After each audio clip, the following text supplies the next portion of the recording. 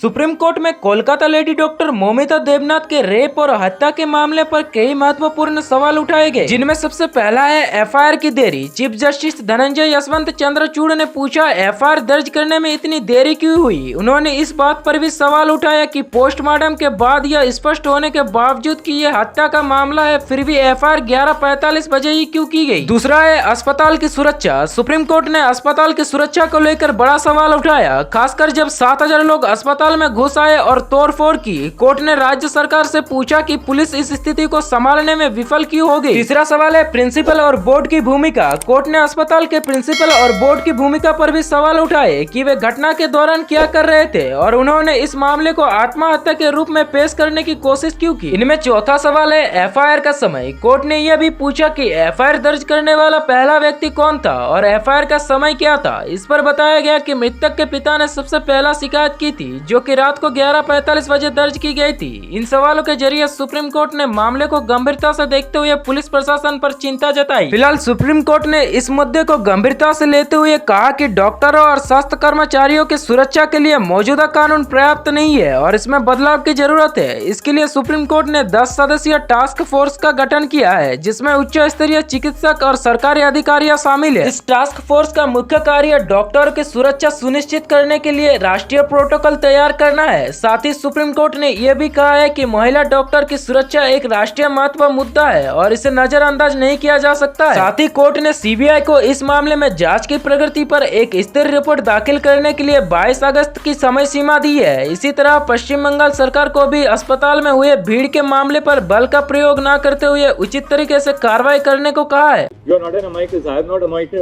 No, I'm not interested. Please sit down. I'm warning you. Mr. What did you Matthews, say? I'll have to have you removed.